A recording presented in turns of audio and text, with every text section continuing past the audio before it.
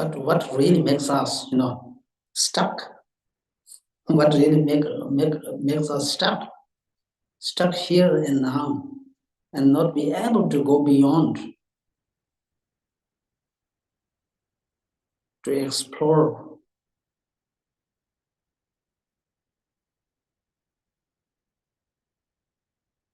the city of joy, is finally because of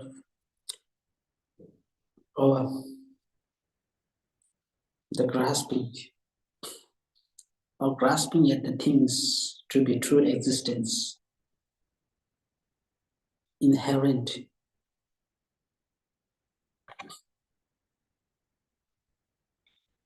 This grasping really obstruct or prevent us from exploring further to reach to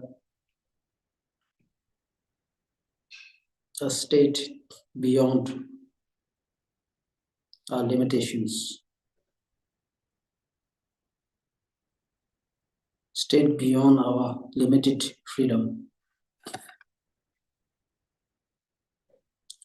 And finally, and also, many of our destructive emotions, the painful experience, all the ups and downs,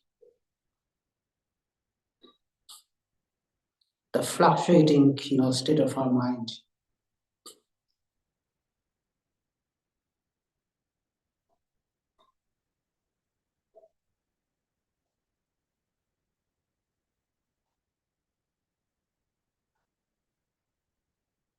all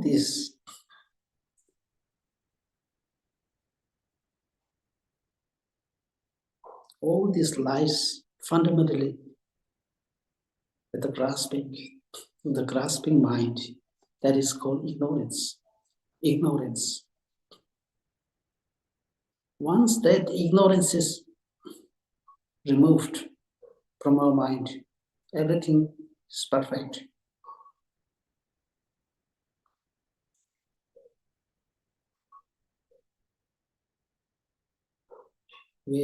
Then we have got off our own limited freedom.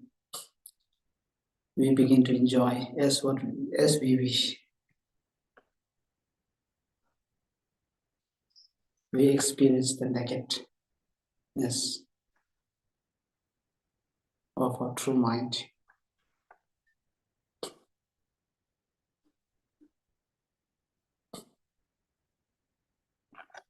And this ignorance, what we call as ignorance, sometimes difficult to let go. We sometimes face the problem in letting go of that grasping I, independent I, the solid I. Not ready to let go, because we get used to this, to this grasping since long time ago, beyond measurement. So because of such a friendship with this grasping, our mind is not ready to let it go. So therefore, but the thought, let it go. So the method that he taught is profound emptiness.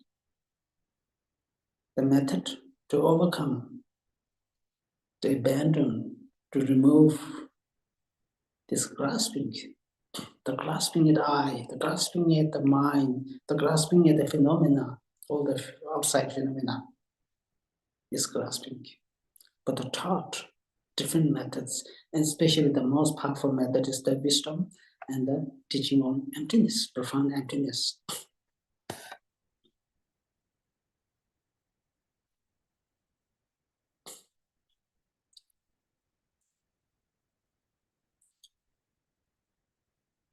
So this idea of the emptiness and dependent origination dependent origination, dependent arising, and the emptiness are synonym. Without emptiness, there is no dependent origination. Without dependent origination, there is no emptiness.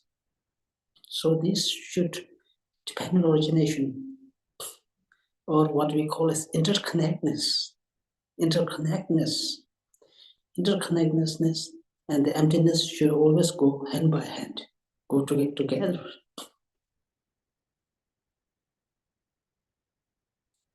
If we do not understand emptiness, we do not understand dependent origination. If we do not understand dependent origination, we also do not understand emptiness.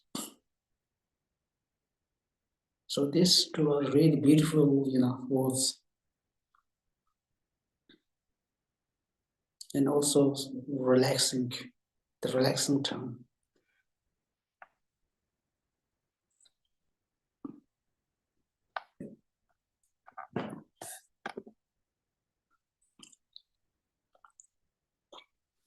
So this teaching on emptiness is for everybody, everyone. And then the third turning wheel of the Dharma, then Buddha taught, many sutras like, but the main sutra is the sutra called Unraveling the Intention of the Buddha. Unraveling the Intention of Buddha, this sutra. Now this sutra is mainly for those, for a certain kind of, the people, the audience. Because sometimes some people do not, do not favor, do not, they value the external phenomena. They get tired of this, the external, the drama, and of the external things. So in that sutra, Buddha says nothing exists outside. Even the particles does not exist. The external phenomena does not exist. The flower does not exist. The person does not exist. The garden does not exist. Does not exist externally. Things does not exist externally. There is no external things. If the external things does not exist, then how can I see the other things? Then Buddha says, this is your mind. This is the activation of your imprint in your mind. What you see is the activation, the pure activation of your imprint. You have some imprint in your mind, When the causes and conditions arise, you are able to see, you are able to hear. So there is no other external phenomena other than your mind. Only the mind perceives it. So the external phenomena and your mind are of the same nature. Your mind and the external phenomena arise from the one imprint, energy. A part of your energy is called imprint. The part of your imprint in your mind, one goes to the object side, one goes to the subjective side. In this way, you are able to experience the things outside. So some people like this kind of idea, the view. So for these people, Buddha taught the third turning wheel of the Dharma. Right.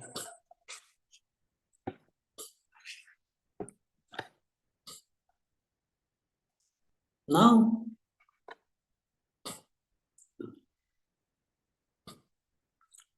whether you appreciate, whether you really, you your understanding or your view goes well with the teaching of the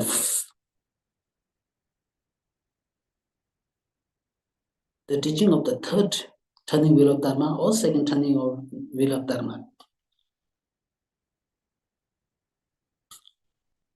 Whether you walk on to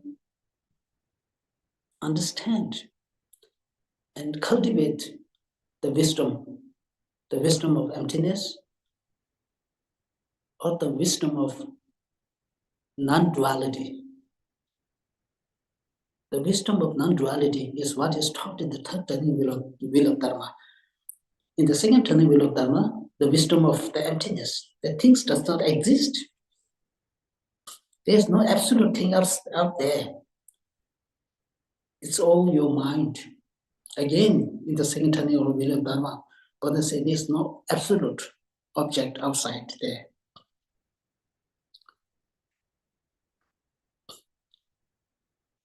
So, whatever kind of wisdom,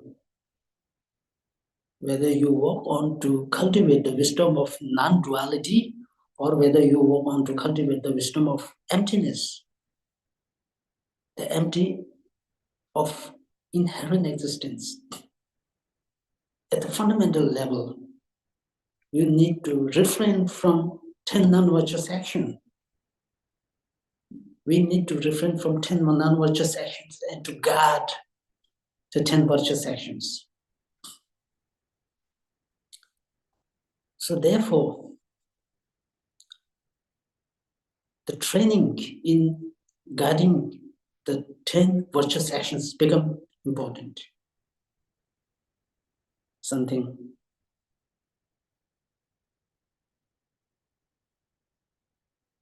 really is the point.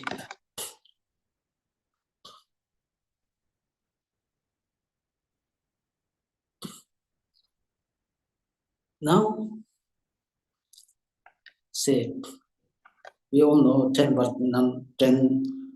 virtuous actions, 10 non-virtuous actions. Opposite is the 10 non-virtuous actions. We have the 3 from the body. 3 from the body.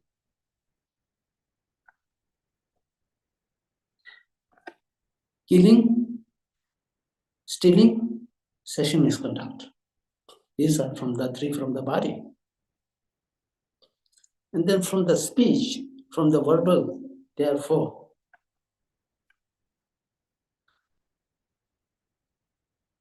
telling lies, creating division, using harsh words or unpleasant words. 4th, indulging in gossiping. 3 from the mind. Covetousness, harboring the ill intention, and wrong view or perverted view. So these are the 3 from the mind. So we have 10.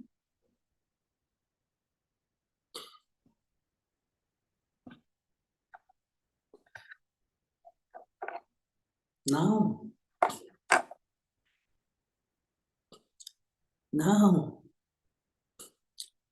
how, the question is, how do we go about refraining? How do we go about refraining from these 10 non-virtuous actions? Of course, we all try our best.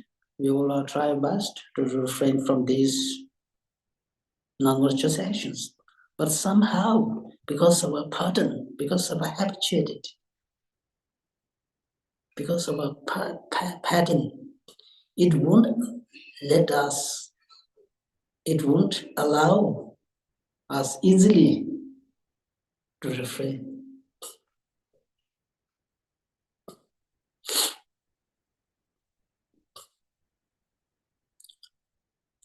Of course, in a general, if you look at many countries, you know, it's a law, you know. Oh, you are not to kill. I mean, many countries condemn the killing. I mean, mostly the human being killing. You know, if we kill, you know, one would land it in jail. There is something common. So also major religious tradition. The world's major religious tradition also condemned killing. Again, human being.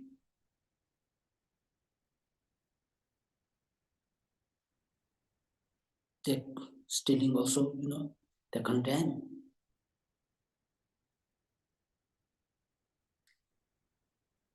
Killing, stealing, you know, molesting, raping, one would land in jail.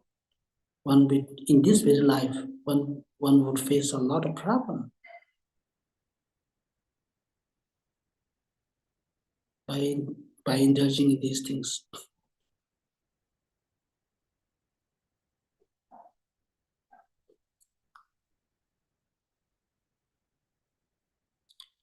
Telling lie, gossiping, using harsh words, I mean, not that serious, you know.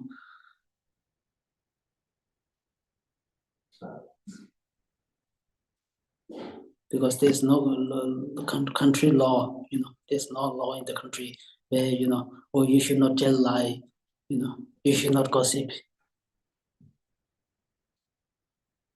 There's no such law to state.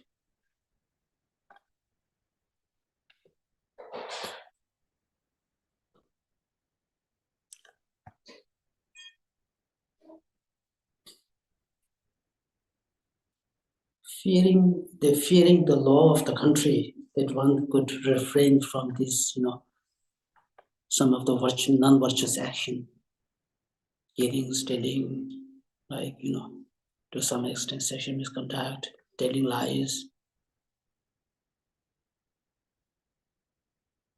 creating division.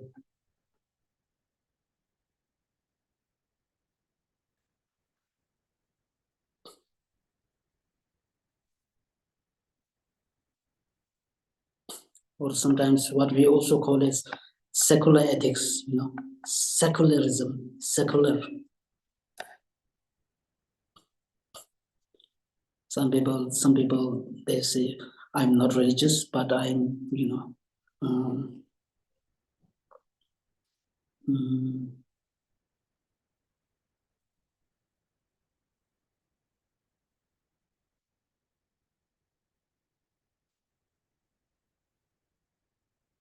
yeah, they believe in secular.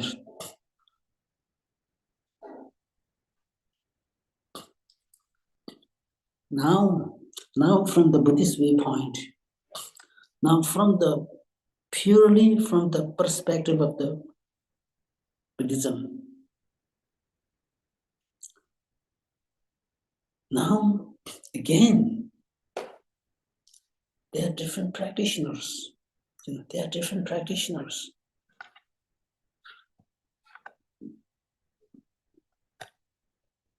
Some are, you know, practitioner at a beginner level. Some might be practitioner at the, you know, intermediate level or advanced practitioner. In all of these practitioners, refraining from 10 virtuous, non-virtuous actions and guarding the 10 virtuous actions should be followed.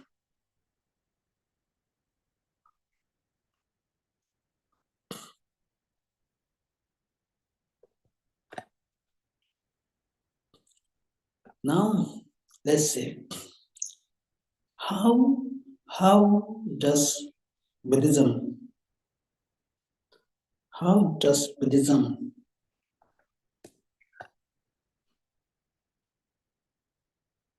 make us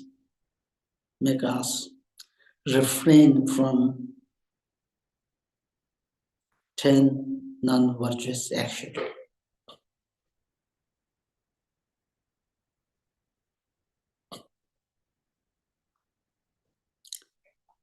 Now, say in the case of killing,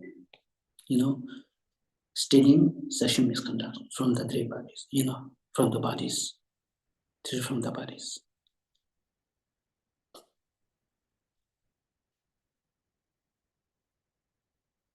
Not only one is discouraged committing human being, but also we are taught and trained to refrain from killing even the animal. So, sometimes called as innocent animal.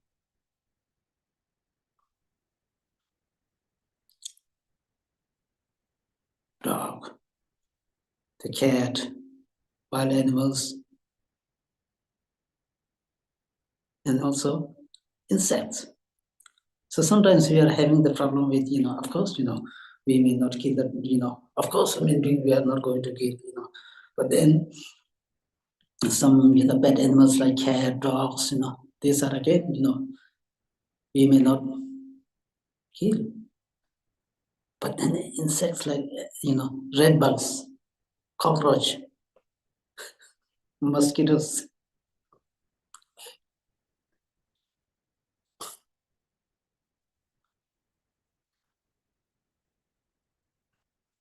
Right. But again, how do we refrain? Anyway, how do we refrain from killing? Taking the life of others, including the insects.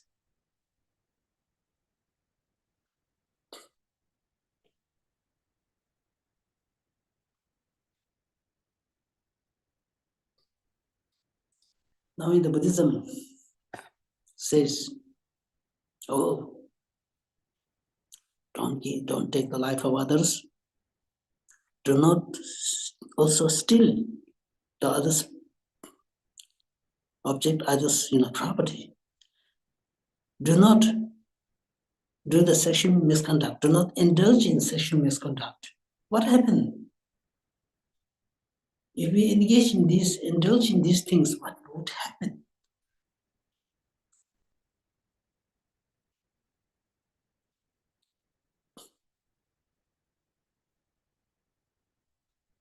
Then, of course, we have 4 results. Ripening result,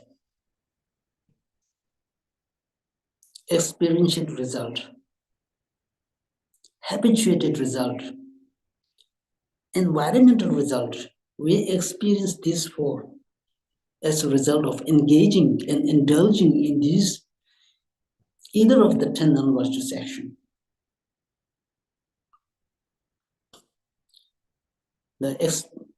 The maturing result, or a ripening result. What is the ripening result? For example, if we take the life of other, because you have shortened the life of others, so as a result, the ripening result is one would take the birth in the unfavorable existence in the next life. In this very life, it is very possible that one would undergo a lot of painful experience, both at physical and mental level.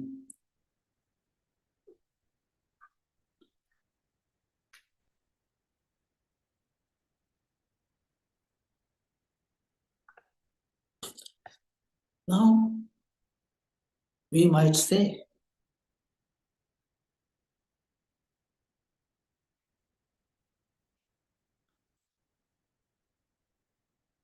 what's the big deal? If I go into the lower realm next life, what's the big deal?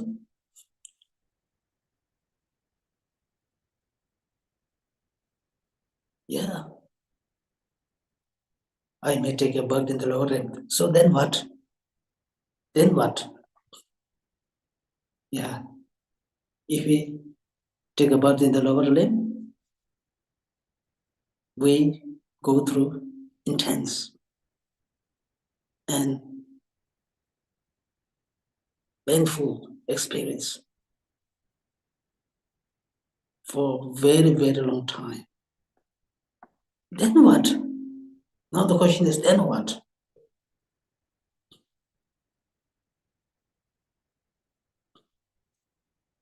Once I experience the negative result, painful, experience, then I may get out. Sooner or later, I may get out and take another birth, favorable birth.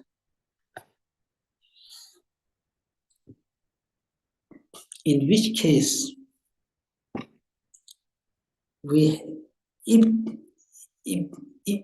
if such question arises, what would happen?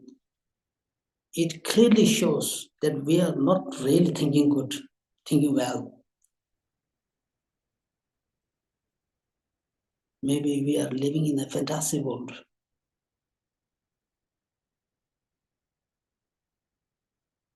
We blocked all our mind exploring the goodness.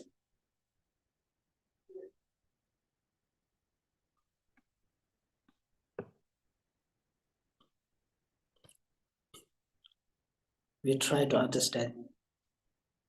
The reality is, in our present condition, what is our present condition? Our present condition is such that we do not desire even the smallest painful experience, even the smallest suffering, even the smallest trouble, even for 1 millisecond. And we yearn for happiness forever. It's not for 1 day, 2 days, or 10 years. It's forever. This is our nature. This is our innate nature in our mind. If that really is the case,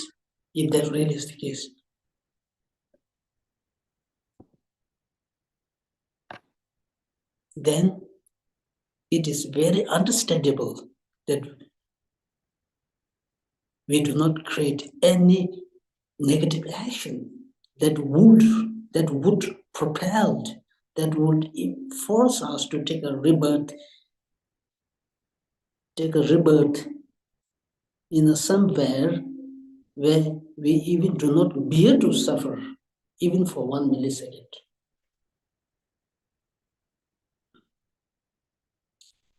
Right now, if we do not bear to suffer even a small suffering, how can we imagine to bear the unbearable and intense suffering not for 2 or 3 days, for eons and eons? If we think from that line, if we think in that understanding, if we have that kind of understanding,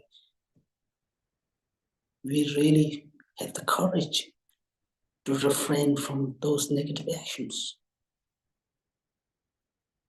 non-virtuous actions.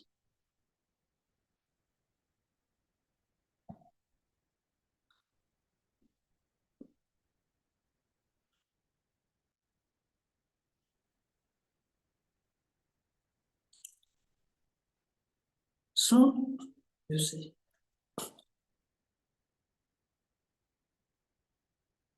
fearing, because not wanting to experience this painful experience and yearning for happiness, that is our reality. That is the innate nature of our mind. That being the case, we then try to refrain from negative actions. We try to refrain from negative actions and cultivate the positive emotions, the positive thoughts as much as possible to ensure for the higher rebirth, favorable rebirth, where we experience happiness and joy.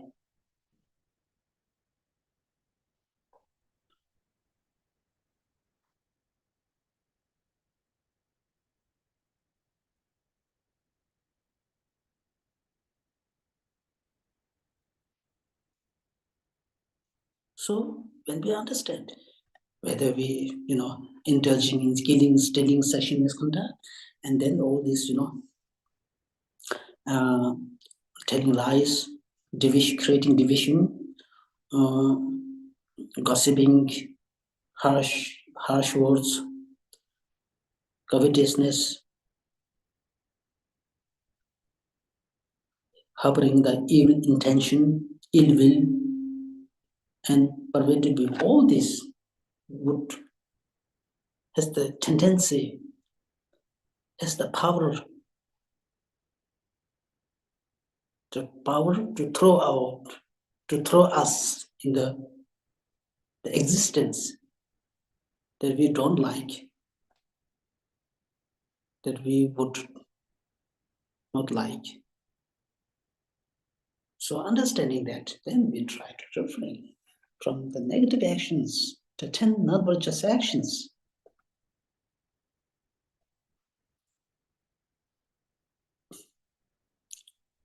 Not only the 10 non-virtuous actions, we also then develop the wish to refrain from, to overcome those destructive emotions, negative emotions. Because 10 non-virtuous actions are mainly motivated out of negative emotions, destructive emotions, harmful emotions. So we also develop the wish to remove, abandon those destructive emotions, negative emotions, unhealthy emotions.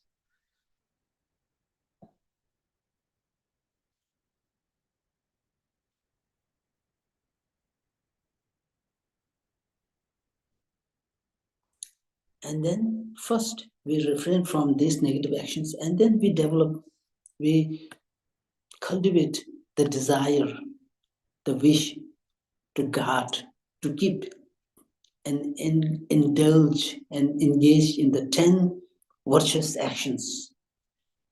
The thing is, the wonderful thing about the keeping and guarding the 10 virtuous actions is such that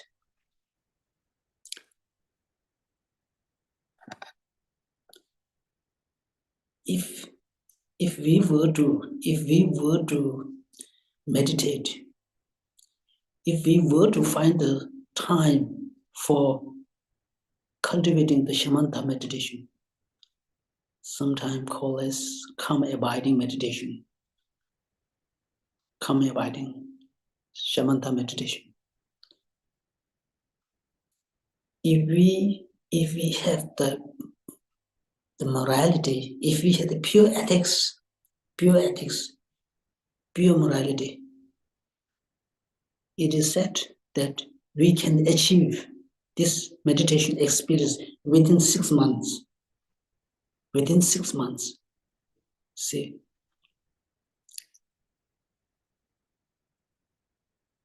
And the good quality about that calm abiding meditation is that once we develop this experience,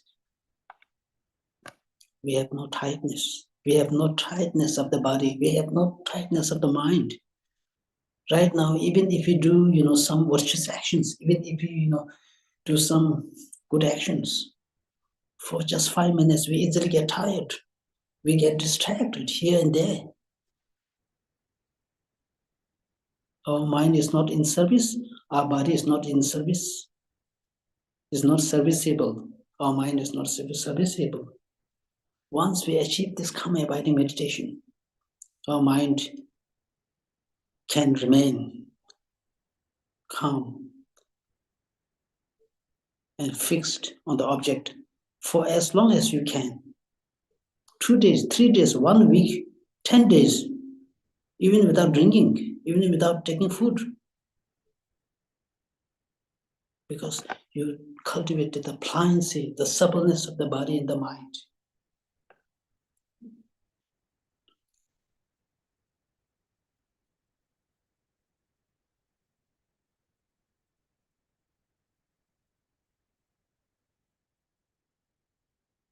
You have overcome the limitation of the mind, limitation of the body.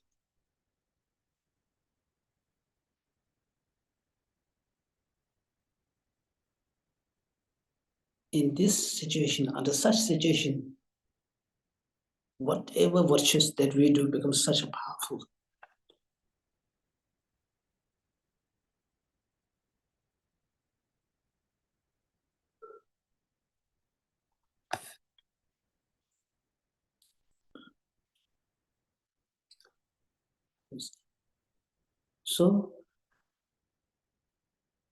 So in Buddhism, at the fundamental level, at the foundational level, this is how we can refrain from 10 non-virtuous actions and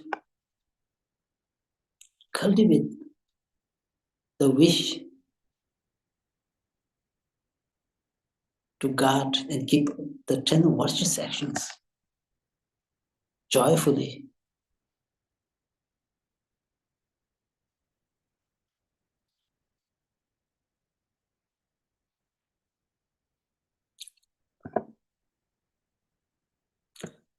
Now we can understand. Now we can understand the second level of refraining from 10 non-virtuous actions and how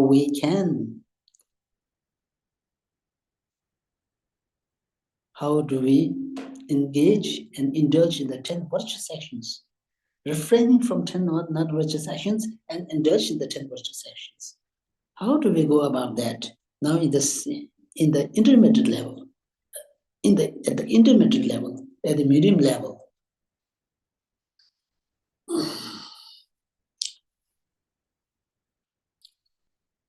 now that is really something interesting.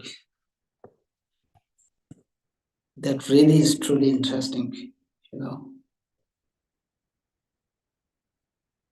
Now our understanding is really enhanced. We have very good understanding.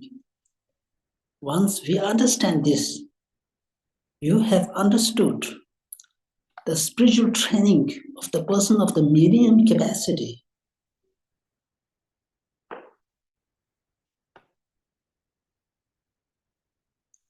Once we understand that, there is no way that we can go astray. Sometimes, we practice Dharma for a long time, but then at the same time, we yearn for the result, positive result, good sign, good indications. When things does not go as we expected, sometimes we feel discouraged. Sometimes we are easy to give up. Mind. Now, this understanding is something really profound.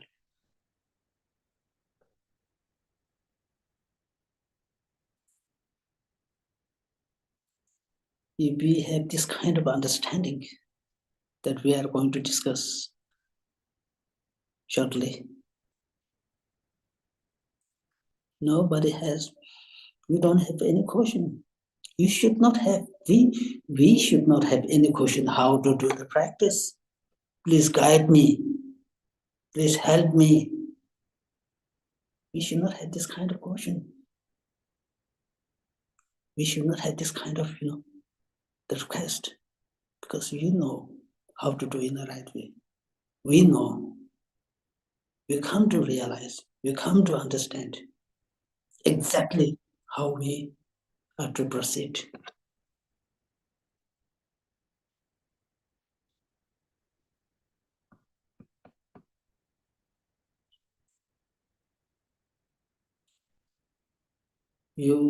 Once we understand this, we are on the highway.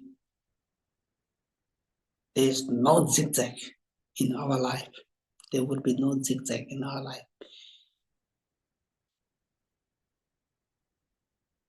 At least, even if we do understand, we create a lot of merit. We can be a healer. We can be a psychologist. We can be our own psychiatrist.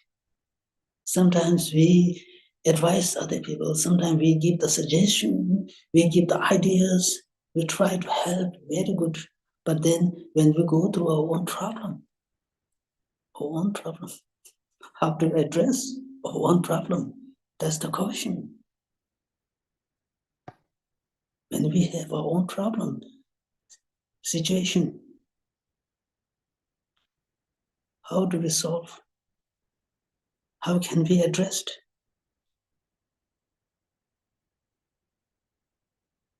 What really missing is internalization. We lack internalizing. We lack self-reflection.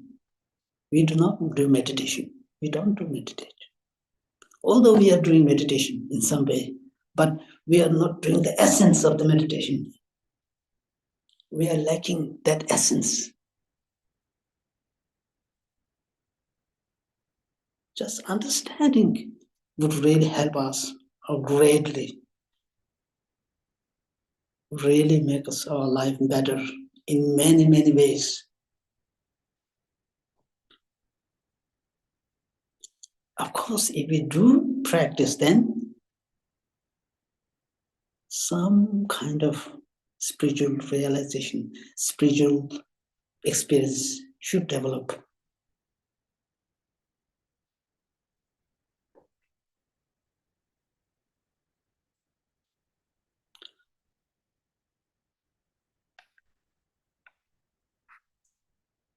In this regard, I should tell honestly, I do not have that experience about this, but this understanding, I'm so impressed. These great masters,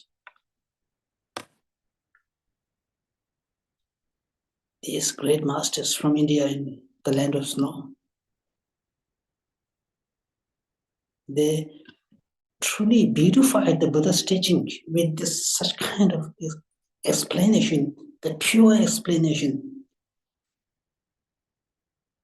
Your experience, what is presented in the teaching, Dharma, the experience, the teaching, and the reality, external reality, all this 100% goes together. They go together. It is not something, contradiction. There is no contradiction. It's so impressive. That explanation, the teaching is so impressive, so fascinating.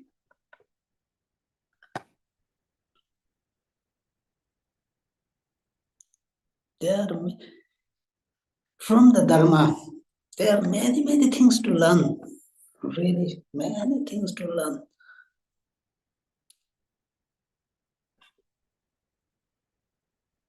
Sometimes we think, Dharma is just for few, just for some, just for spend, few hours, and then when you're out of that duration, is something different. We think that, but actually it's not, in day-to-day life, one's day-to-day life, whether one is happy, whether one is unhappy, one can see the high valuable of this understanding.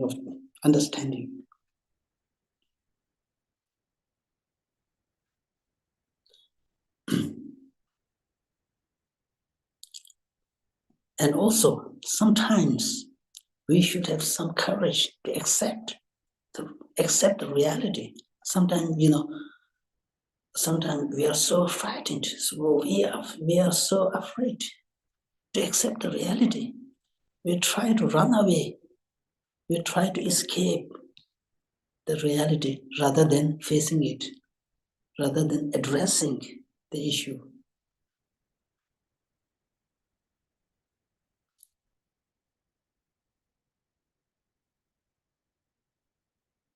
We should have really courageous and bold enough to face the reality,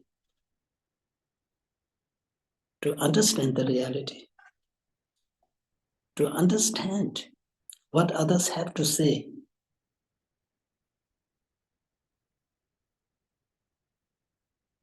I would say what I have to say,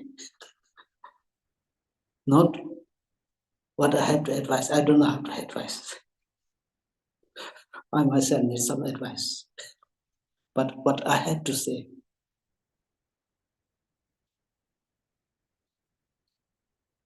sometimes we need to open. We need to have the openness about what others have to say. Sometimes our mind is totally blocked, not ready.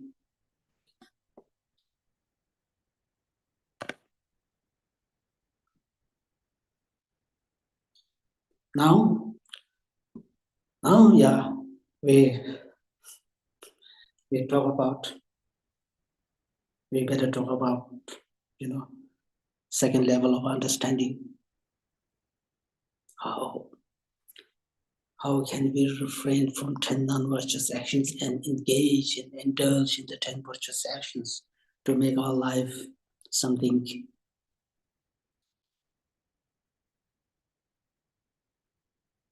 purposeful,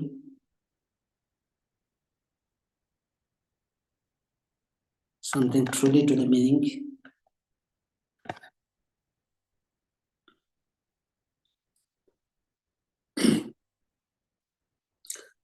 Now, we talk about, we already know 10 non-virtuous actions, 3 from the bodies, 4 from the speech, 3 from the mind. We know, because I already discussed briefly. Now, in all these 10 non-virtuous actions, just see, in all these 10 non-virtuous actions, right? For example, take the case of killing or stealing or sexual misconduct.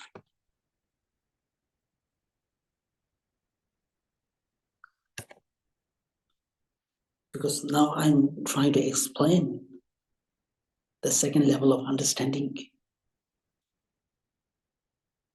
First level, we have done, right?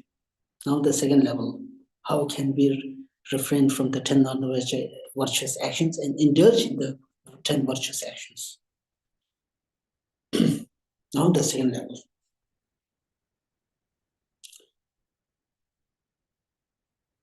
Whether we indulge in taking the life of others or stealing or sexual misconduct. First, we need to check what is the motivation, what is our intention. Killing, stealing, sexual misconduct, telling lies, using harsh words, creating division, gossiping, in all these 7, we should have some motivation. We should have some kind of motivation. Whatever these kind of 7 non-virtuous actions we do, there should be some motivation. We cannot do these things in sleep. Or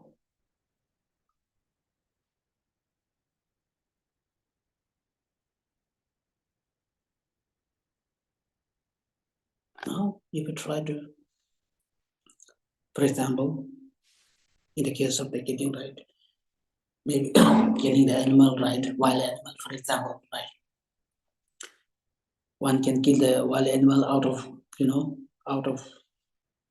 crave for the meat, or crave for the skin, or crave for the animal skin, or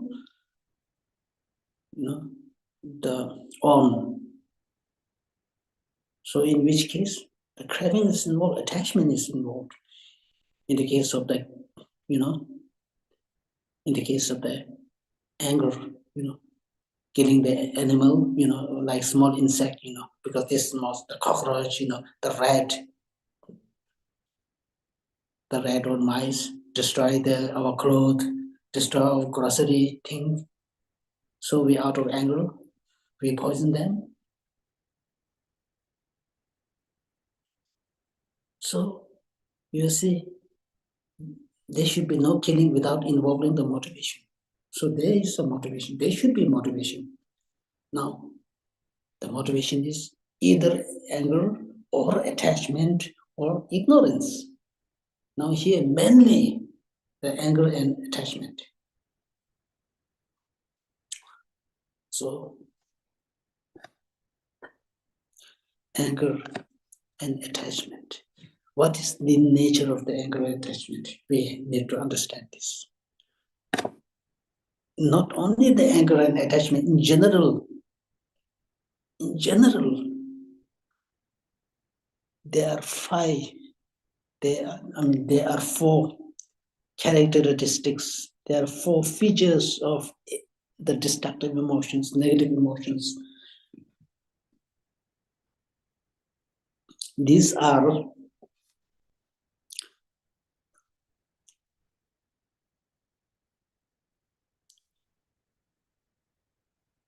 the cause of the negative emotions. What are the cause?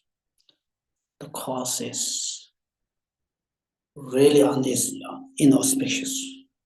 The cause of all the negative emotions is really inauspicious. It's not a good, because all the negative emotions comes from the ego, comes from the grasping as the ego, ego or grasping, not good. Therefore, Buddha taught, the emptiness to remove this, grasping, the ego, whatever we call, in terms of the cause, it is inauspicious in one's life. There is no other thing, not that much, auspicious. The real inauspicious is the grasping, the ignorance, we call ignorance, This is, the cause is inauspicious. What is the nature? What is the nature of negative emotions like anger, hatred, or attachment? The nature is disturbing. These are very disturbing. The moment this arises in your mind, the moment it comes in your mind, your peace of mind is lost. You have no peace of mind. Your mind is right away, instantly disturbed. You don't enjoy the food, you don't enjoy the good sleep.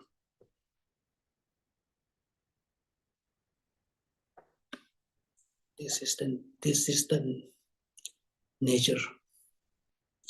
What is the function? What is the function?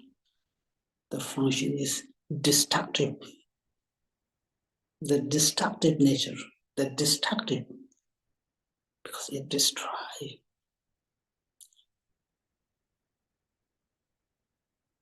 In the human history,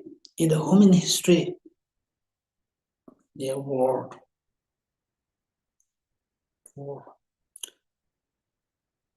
We have the history of the war, country to country.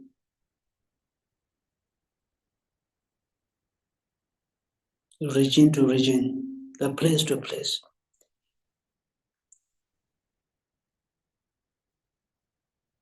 In the war, such that, the anger, once this hatred, it destroyed, unimaginable destruction happened. Do you see? One person, for example, like leader, the dictator, in the human history, the dictator killing millions of people. All this, nothing but motivated out of anger and hatred. This hatred create a mass destruction.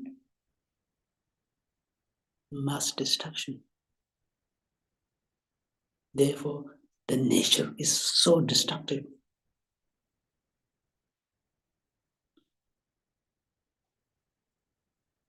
The resultant stage of this destructive emotion Yes. Finally, it ruined everything.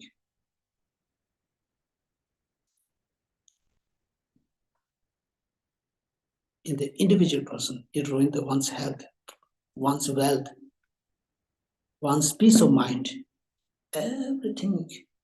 Even at the international level, the whole country is brought into total, mess.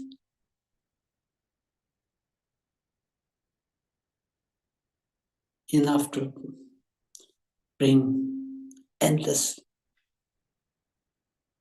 and sheds endless tears.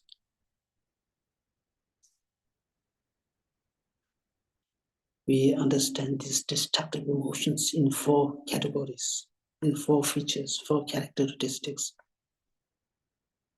Then we check. Now, in the case of taking the life of the animal, right?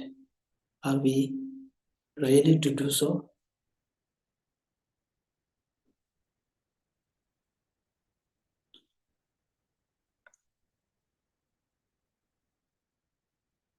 Now, in the case of the, taking the life of the animal, for example, right?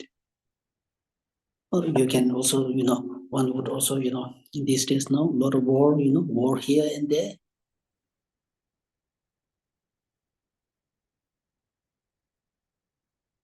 Sometimes people, we see, in the media, people get, killed by shooting, poisoning.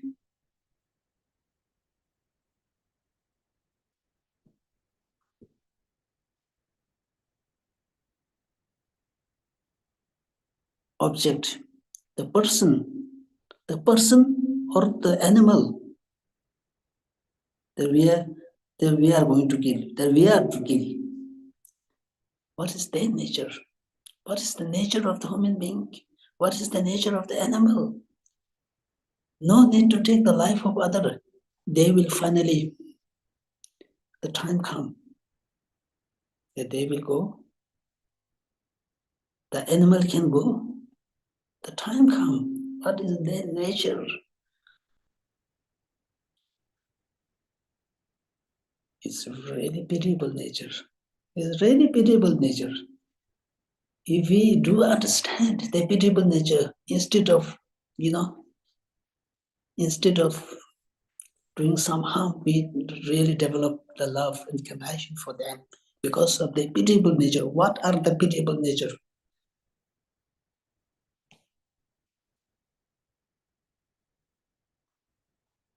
Because the pitiable nature is in the very first place. They are subjected to sickness. They are subjected to getting sick. They are finally subjected to disappear, vanish from this earth. Then how can we take their life?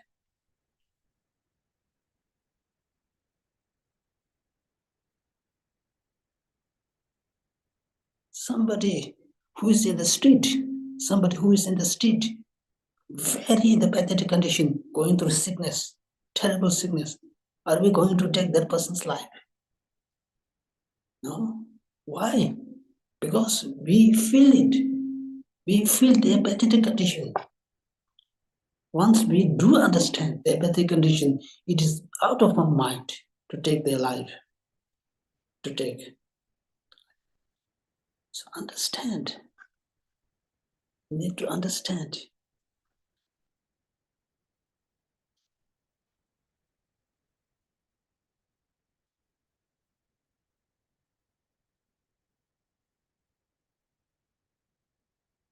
And then,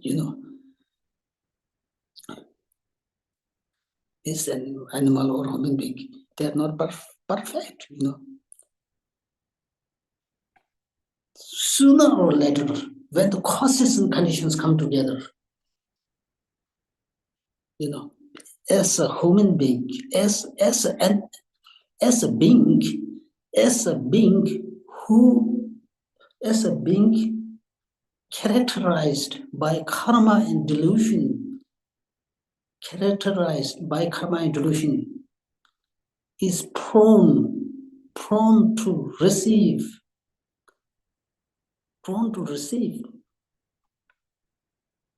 many unwelcome things. Understand that nature. And then we are not going to take the life of even the insect, let alone human being, let alone animal, even the insect, that we even don't think about taking their life.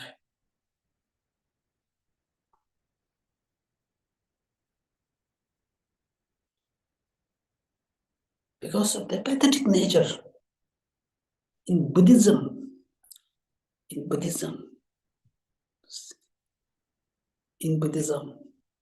this is so beautifully rich,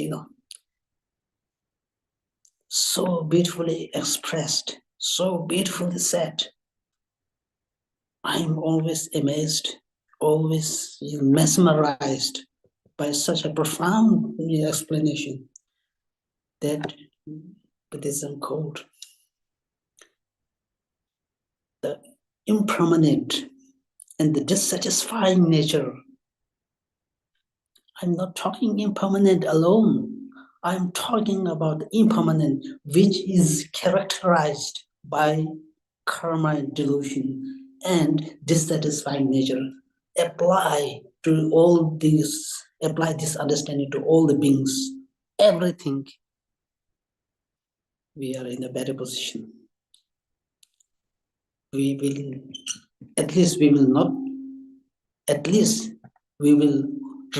refrain, we will abstain from harming others and try to, at least we refrain from harming others. And then Mahayanas, if you enter into the Mahayana, then this Mahayana teaching encouraged, inspired us to don't kill, don't take the life of others, save the life of others. Do not steal, practice giving to others. So, you are encouraged, you are inspired to do all the virtuous actions. Whereas at the fundamental level, at the elementary and medium level, we are always discouraged from indulging in negative actions.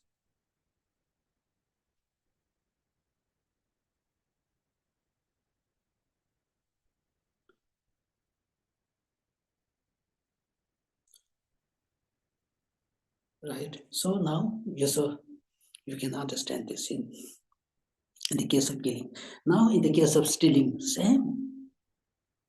We need to understand. In the case of the stealing, mainly we have some attachment for the others' property, others' thing. Then think about the nature of what is the nature of that. What is the cause of the attachment? Inauspicious. What is the nature of the attachment? It's something disturbing nature. What is the functionality? Destructive functionality. What is the resultant stage? The resulting stage is always unwelcome and unwanted and ruin. So these are the shortcomings, the defects of the attachment. Not only the attachment, all the negative emotions.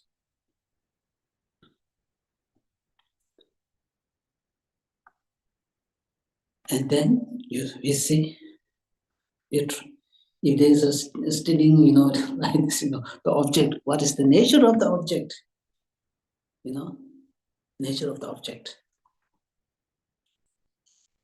Maybe gold, maybe diamond.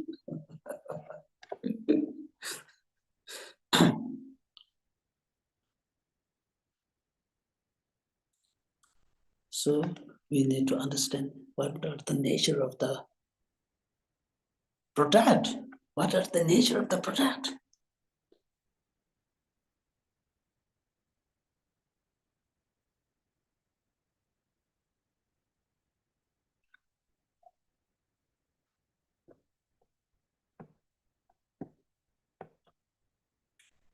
Give me an example. I have a glass, I have a, we have, some diamond glass, or we have some diamond, the watch.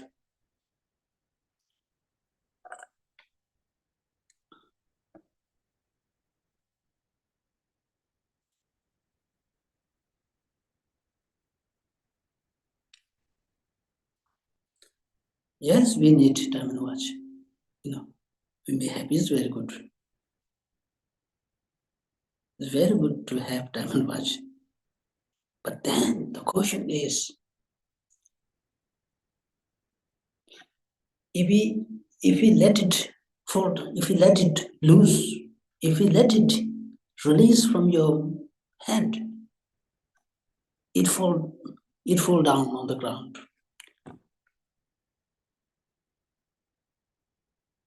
How can we expect it not to break? How can we expect it not to break?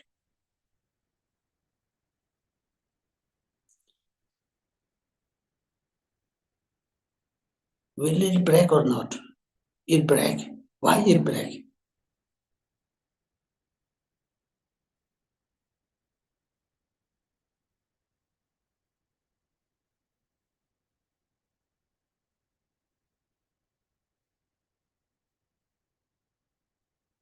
Because to break, to get it break, to get it become old, is the nature of the diamond glass. I have here you have iPhone. If I let it fall down, will it break? Break. Why? This is the nature. And because of such nature, how can we develop,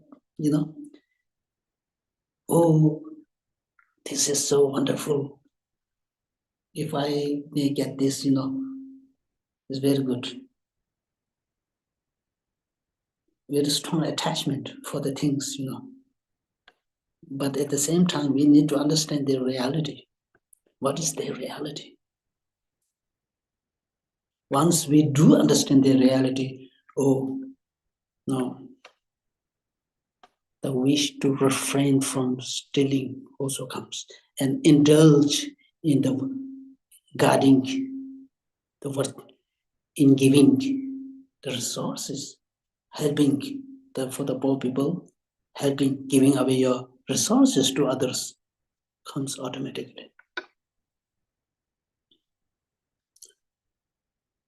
Now, we have, now let me, till one, then I will stop. Now we have reached the time. Now, in the case of the sexual misconduct, right, again, the attachment is involved. Attachment, somebody, the wife or, the husband belongs to somebody's husband, somebody's wife, we try to indulge in this, sexual misconduct. Again, as said earlier, think about the shortcomings and the defects of the attachment. And then think about the person that indulge in the object, the person to indulge in the sexual misconduct. What is the nature? Need to understand this.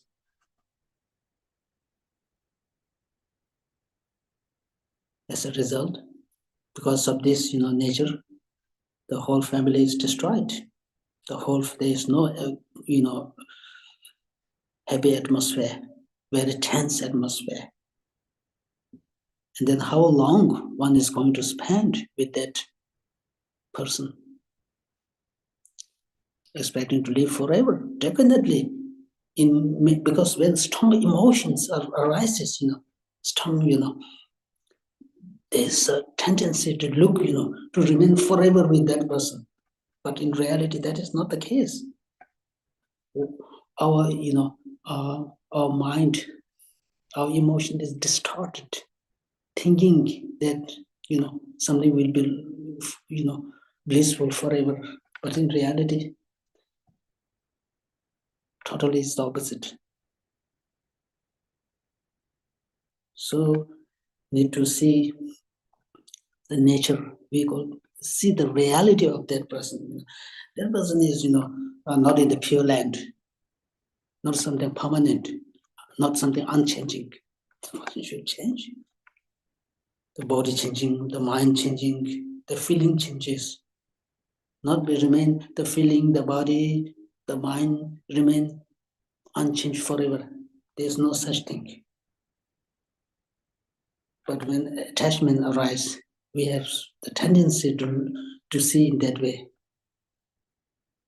So we see this, see the reality, understand the reality, and then develop the wish to refrain from negative action and indulge in encouraging others not to engage in sexual misconduct. Okay, then this is something important. This thing we still have left. 7 or 9.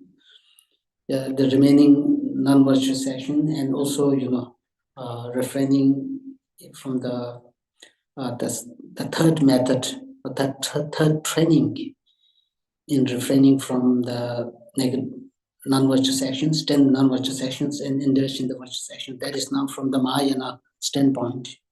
So I think we have reached the time. So I think I would better stop here. If you have any question, welcome. Otherwise, we will read the dedication prayer.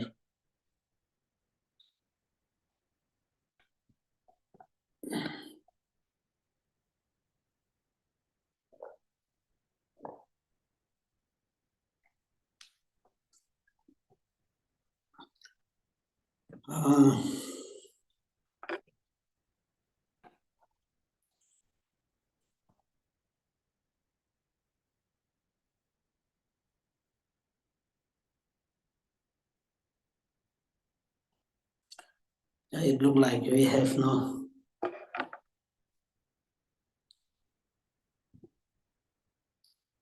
If we don't have questions, then we will do the dedication prayer.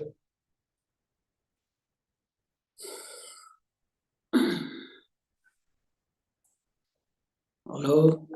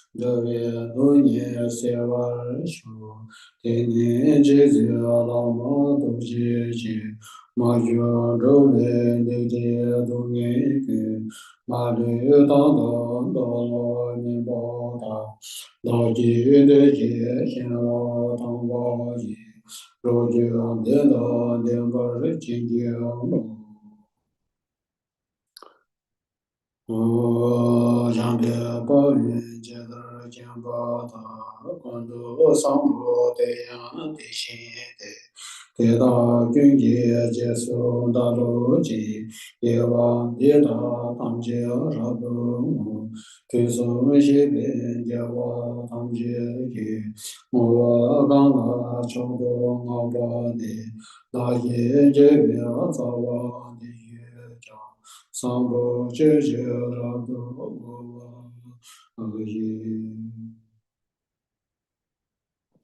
야와 견도 샤베 도장와 제 밤에 제 모조 제 양다 리미 다과 쇼예 데 샤베 로예 모르 덴바 쇼 다데 양다 다메 마시에 데 장조 센저 렌제 제레 두 요아시 아바데 모바라도 신예 레와 레보 다네 쇼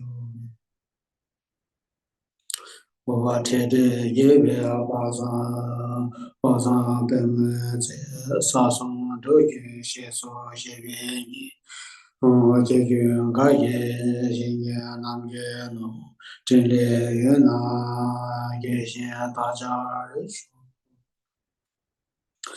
메조 제제 예베 진라다 데네 로에 메베 다게 바산 다베 토다게 메베 벤게 데라 로교 메제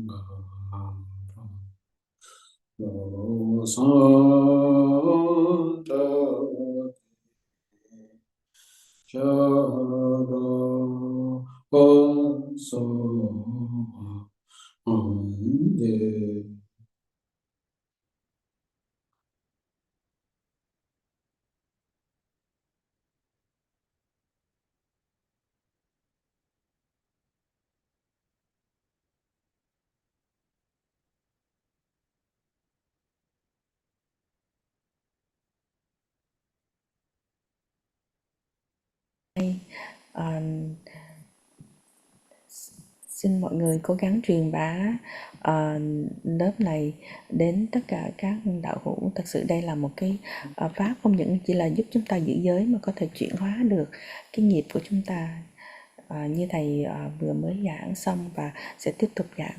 Xin cảm ơn tất cả mọi người.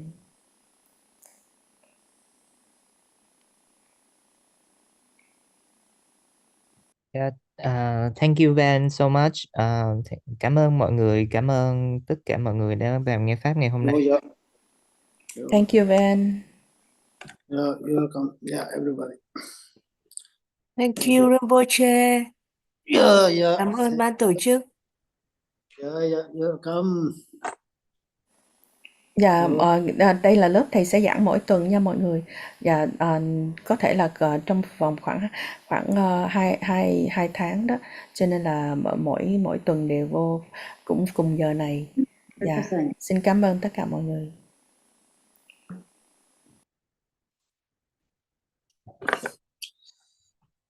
Okay.